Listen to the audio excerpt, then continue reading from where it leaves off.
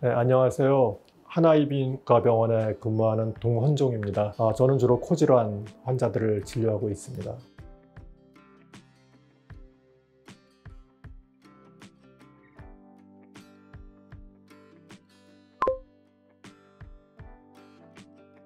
코가 막히면은 보통 이제 코가 답답하다 이렇게 표현을 하죠. 코의 기능에 제일 중요한 건 이제 숨 쉬는 거니까 숨을 잘 못 쉬고 답답하게 숨 쉴 때 입으로 숨 쉬면 되지 않나 이렇게 생각할 수가 있는데, 코로 숨 쉬는 거하고 입으로 숨 쉬는 거는 큰 차이가 있습니다. 그 이유는 코에서 하는 기능의 역할을 갖다가 구강으로 호흡할 때는 할 수가 없거든요. 그래서 코가 있는 이유는 물론 산소를 통하게 폐로 집어넣는 통로 역할에 호흡 기능이 있고, 두 번째는 우리가 사막에 가든지 아니면 추운 극지방에 가서 있든지 건조하거나 춥거나 해도 폐로 들어오는 공기는 거의 일정한 수준의 습도와 온도를 갖게 되는데, 그와 같은 습도와 온도를 제공해 주는 것이 이제 코아에 있는 살들의 역할이고, 잘 알지만은 냄새 맡는 것도 코에서 맡는 거고요. 그리고 코 안에는 또 코털도 있지만은 그 섬모라고 하는 점막에 아주 작은 솜털 같은 게 있는데, 그런 것들이 몸의 방어 기능을 또 해요. 그러니까 그런 기능을 전혀 하지 못하고 그냥 공기가 갑자기 입으로 들어와가지고 폐로 들어가게 되면 거기에 따르는 문제점들이 생길 수가 있습니다. 그래서 꼭 코로 숨을 쉬는 게 답답한 걸 떠나가지고 우리 몸의 건강에도 아주 중요하죠. 코의 구조는 콧구멍이 두 개가 있고, 코 안에 비중격이라고 양쪽 오른쪽 왼쪽 코를 나누는 칸막이 같은 비중격이 있습니다. 그래서 각각 콧구멍에 코살이 있는데, 결국 그 구멍이 좁아지면 코가 막힌다고 생각하게 되잖아요. 그래서 그 비중격이 휘어 있거나 아니면 코살이 부었거나 구조적인 문제가 있을 수가 있고, 그다음에 콧물이 차도 코가 막히니까 콧구멍 안에 무언가 막고 있을 때, 물혹이 있을 때도 막히고 콧물이 많이 차 있을 때도 막히고요. 그리고 전신적인 질환이 있을 때도 코살이 많이 부어가지고 코가 또 막히는 느낌이 들 수도 있고, 약제 때문에도 또 코 막힘을 느낄 수도 있습니다. 콧구멍에 그 코살이 어느 정도 볼륨을 차지하고 코 안의 통로를 조절을 해야 되는데, 어떠한 이유에서 그 코살이 많이 위축이 되는, 나이가 들어서 자연적인 위축이 될 수도 있고, 어떤 병이 있어서 코살을 과도하게 잘라야 될 경우에 그 코살이 없으면 콧구멍은 뻥 뚫리지만은 실제 우리가 느끼는 느낌은 공기는 많이 들어와도 코는 또 답답하다고 표현을 하게 되죠. 그러니까 코 막힘의 원인은 구조적인 문제하고, 그 다음에 염증에 의해 가지고 콧물이 있거나 물혹이 생기는 경우, 그 다음 위축성병 같이럼 오히려 어떤 이유에서 코 살의 그 볼륨이 충분치 않았을 때 또 코가 막힐 수가 있습니다.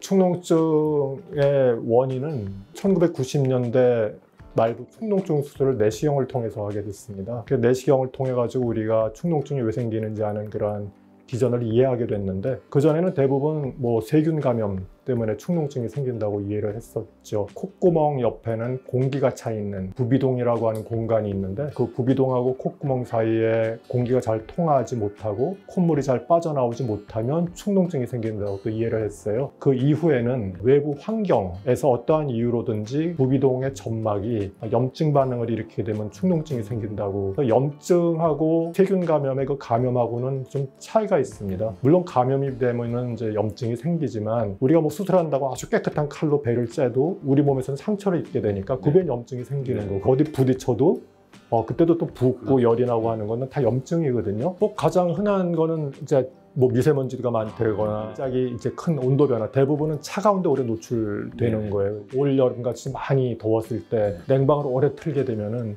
몸의 자율신경의 부조화도 일어나지만은 염증 반응도 일어날 수가 있거든요. 그러면 이제 부비동이 붓게 되는데, 그건 이제 사람마다 그런 상황에 대해서 좀 더 예민하게 반응하는 그런 성질을 가진 분들이 계시고, 또 아주 둔한 분들도 계시니까, 예민한 분들은 축농증도 잘 생길 수가 있고, 수술하고 나서도 자꾸 이제 재발도 잘하게 되는 것이죠. 음주를 많이 하는 것도 그렇고요. 원인은 다양합니다. 코 안에 콧구멍이 있고, 그 옆으로 광대뼈든지 이마 쪽에 공기가 찬 공간, 거기를 부비동이라고 하는데, 부비동에 염증이 생긴 부비동염이 정확한 표현이고, 일반적으로 이제 축농증이라고 부르는 질환이거든요. 그래서 콧구멍 안에 있는 점막에 염증이 생기면 비염, 축농증이 생기는 부비동에 염증이 생기면 부비동염. 가장 대표적인 거는 코 막히고 콧물 나고 가렵고 재채기 하는 게 4대 특징이지만, 그 콧물은 맑은 콧물이에요. 근데 축농증 때는 예전에 전부 세균이라고 이해했듯이 세균 감염이 흔하기 때문에 축농증 때는 누런 콧물이 더 많이 나오게 되고, 그 대신에 뭐 재채기나 가렵거나 이런 증상은 별로 없죠. 코 막힘은 양쪽 다 네. 막히기 때문에 단순히 코가 막힌다고 하면 비염이 있는지 축농증이 있는지, 또 아니면 구조적인 네. 문제 때문에 콧구멍이 좁아져 있는지, 그런 것들에 대한 감별 진단이 꼭 필요하죠.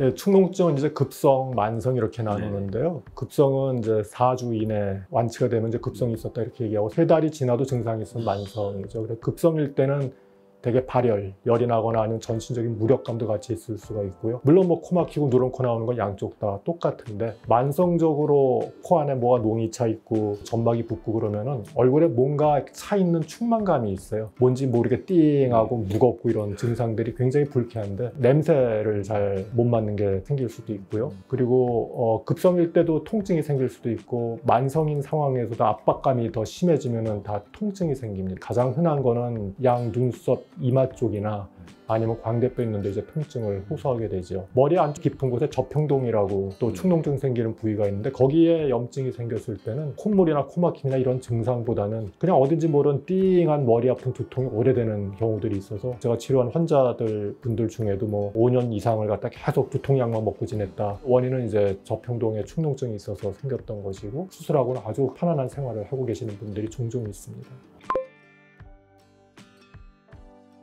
축농증은 기본적으로는 약물 치료하는 게 원칙이었어요. 세균 감염이 주 원인이라고 생각했을 때도 항생제를 잘 써가지고 완치가 되면은 뭐 수술하지 않았는데, 콧구멍하고 잘 통하지 못하면은 축농증이 생긴다고 하는 그런 시절에는 환기와 배농을 더 개선시키기 위한 치료를 하는데, 그 환기와 배농도 결국은 염증이나 세균 감염이나로 인해서 부어가지고 그쪽이 막히게 되니까, 그때도 또 이제 약제를 썼죠. 약을 써도 증상이 개선이 안 되는 구조적인 문제가 동반돼 있거나 했을 때는 수술이 필요하죠. 지금은 뭐 전부 어느 병원 가도 다 내시경으로 그렇죠. 축농증 수술하잖아요. 내시경을 가지고 수술하는 거는 안쪽에 물혹이 있으면 물혹을 떼어내고, 콧구멍이랑 그 부비동이 통하는 부위에 문제가 있으면 거기를 넓혀주고, 그런 부분들을 다 개선시키는 게 수술이 되겠습니다. 또 수술의 원칙은 콧구멍 안쪽의 부비동과 콧구멍 사이의 통로를 충분히 개방시키는 것이 되죠. 축농증은 맹장 수술을 제가 늘 예를 드는데, 맹장은 맹장염 걸리면 배를 째고 맹장을 잘라서 없애버리고 하면 맹장염 평생 안 걸리잖아요. 근데 아까 말씀드린 대로 부비동 점막에 염증이 생기는 거는 감기 걸리면 염증이 늘 생겨요. 그러니까 수술하고 났더라도 감기 걸린 사람들은 부비동에 또 뭐 누런 콧물이 나오기도 하고, 또 그러다 또 좋아지기도 하는데, 수술을 해가지고 콧구멍이랑 부비동 사이를 연결을 시켜 놓으면은, 그럼 붓더라도 아닌 농도 잘 빠져나오고, 또 식염수로 세척을 하던 아니면 약을 쓸 때도 약이 코 안으로 잘 들어가니까 관리하는 게 훨씬 용이해지죠. 그래서 수술은 뭐 곰팡이 때문에 생긴 축농증이나 치아에 문제가 있어서 생긴 축농증들은 수술하면 거기서 그냥 완치되고 끝나는 경우들이 대부분입니다. 하지만 많은 경우에 일어나는 것처럼 외부 환경에 대해서 내 부비동 점막에 염증 반응이 과하게 일어나는 분들은 수술하고 나서도 그 코 안에 맨 마지막 남아있는 뇌를 싸는 부위, 또 눈을 싸는 부위에 뼈에는 점막이 붙어 있거든요. 그 점막이 자꾸 붓게 되는 그런 경우들이 있어요. 그럴 때는 수술하고 나서도 점막이 많이 부었을 때 또 다시 축농증이 생겼다 이렇게 얘기는 하는데, 그 생겼을 때 상황도 수술하기 전하고는 좀 다르기 때문에, 수술을 하면 이게 재발했다고 표현하기보단 기본적으로 내가 가지고 있는 소임에 의해서 부위동의 점막에 염증이 다시 발현이 되는 거지, 수술이 잘못돼가지고 뭐 어디 남아있거나 이런 거하고는 또 좀 다릅니다. 난치성 부비동염이라고 하는 거는 정의가 적절한 수술, 물론 수술을 잘해야 됩니다. 수술을 잘한다는 거는 아까 얘기 드린 대로 부비동하고 비강, 콧구멍 사이를 잘 연결을 시켜놓는 거잖아요. 수술을 잘하고 그 다음에 적절한 약물 치료, 대부분은 스테로이드라는 약을 포함이 되어 있는데, 그 스테로이드가 가장 강한 항염증 제제예요. 그래서 그런 약을 썼음에도 불구하고 환자의 증상이 조절이 되지 않았을 때 난치성 축농증이라고 하는데, 거기에 대한 이제 여러 가지 뭐 연구들이 진행되면서 알게 된 거는, 염증을 일으키는 어떠한 그 전달 물질들이 있어요. 내 몸에 어떤 세균 감염을 포함해서 변화가 생기면은 우리 몸의 면역 세포들이 나와서 그걸 막을 거 아니에요. 막으면서 더 효과적으로 막 그 다른 세포를 끌어오기도 하고 하는 과정에 그 세포에서 단백질 물질들이 나오는데 그 물질들 중에 어떤 물질들이 잘 낫지 않는 축농증 환자들에서 특히 높은 거를 알게 됐어요. 냄새를 못 맡는 거, 점막이 붓는 거, 콧물이 많이 나는 거, 이런 것들은 염증 매개 물질에 의해서 생기는 결과물이거든요. 그걸 차단시키는 거죠. 아직은 이제 그게 개발되고 실제 환자분한테 적용된 지가 얼마 안 돼서 경제적인 비용 문제는 좀 해결해야 될 골칫거리죠. 비중격 망곡증은 말 그대로 오른쪽 왼쪽 콧구멍을 나누는 가운데 있는 비중격이 휘어 있는 게 망곡증이에요. 그게 휘어 있으면 한쪽 콧구멍은 넓어지고 한쪽 콧구멍은 좁겠죠. 그러면은 이제 한쪽 콧구멍에 있는 코살이 좀 커질 수가 있는데, 코살은 온도 습도 조절하는 기능을 한다고 그랬잖아요. 비중격이 휘게 되면 그 양쪽 코에 있는 그 비갑계가 한쪽은 크고 한쪽은 많이 커질 공간이 없잖아요. 그러니까 이제 그 밸런스가 깨지게 되는 거죠. 휘는 원인은 그냥 선천적으로 만약 유전이다 그러면은 부모님 휘면은 자녀도 휠 수가 있죠. 또 태어날 때 좁은 공간을 통해서 나오는데 이렇게 코가 막 눌려가지고 다쳐서 휘었을 수도 있고 한데, 후천적으로는 어쨌든 간에 코를 다쳐가지고 아주 콧대가 똑바르던 사람이 휘었다고 하면 다쳤을 때 코가 이렇게 찌그러지면서 꺾일 수도 있지만, 그 정도가 아니더라도 비중격에 연골하고 뼈가 있는데 그 연골이 손상을 받으면은 손상받은 쪽이 이렇게 좀 길어져요. 그러면 연골이 더 좀 휘는 쪽으로 자라게 되니까, 그렇게 되면 이제 비중격 망곡증이 생기게 됩니다. 그래서 사춘기 성장이 다 끝난 다음에는 이제 다 고정이 되고 다 성장이 끝났기 때문에. 거울을 봐서 내 코가 휘었다 하면 그분은 비중격 망곡증이 있으시고, 늘 한쪽이 늘 막힌다 했을 때는 비중격 망곡증이 있던 아니면 그쪽에 뭐 물혹이 있던 실제적으로 막혀 있는 거니까, 그럴 때는 비중격 망곡증을 의심을 해야 되는데, 비주기, 번갈아서 하기 때문에 지금 하면 이쪽이 막히죠, 하면 또 이쪽이 막힐 수가 있어서 그런 건 좀 부정확하죠.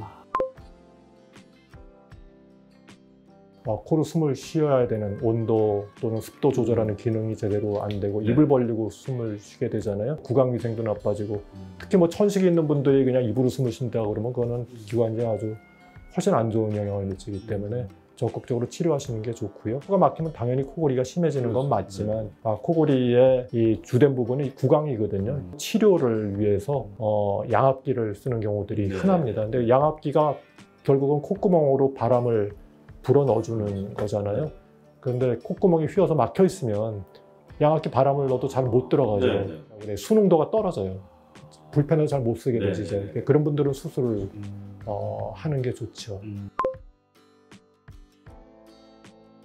코가 막히는 게 가장 흔한 거는 구조적인 문제는 비중격 망곡증, 염증에 의한 거는 비염, 알레르기 비염이나 축농증이잖아요. 비염은 워낙 그 유병률이 높기 때문에 전 국민의 한 20% 정도는 비염이 다 있으니까, 그래서 같이 있는 경우들이 많아요. 같이 있을 때는 약물 치료를 해가지고 비중격이 좀 휘어 있더라도 알레르기 비염 때문에 코 막히는 부분이 약물 치료를 해서 이렇게 가라앉아서 내가 숨 쉬는 게 편하다, 그럼 수술하실 필요가 없고요.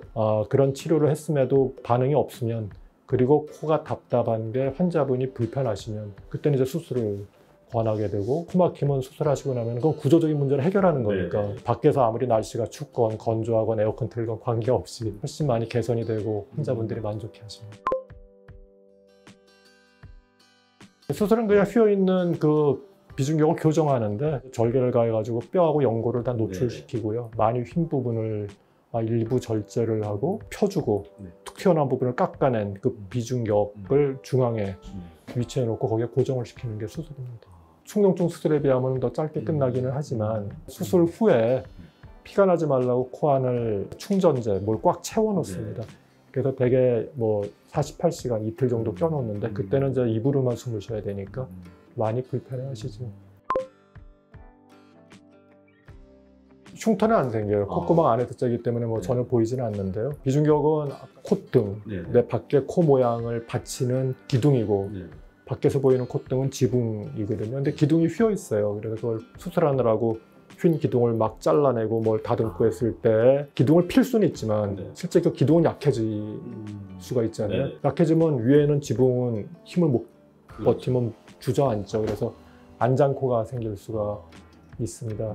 그렇게 안장코가 생기지 않을 만큼 네. 교정을 하는데 안장코가 생길 게 예상이 될 때는 기둥을 갖다가 더 보강을 하는 것까지 다 포함해서 코의 기능을 좋게 하면서 휘어있는 코를 바로 피기도 하고 네. 또는 주저앉을 그런 약한 코를 네. 튼튼하게 만들고 그렇게 할 수가 있죠.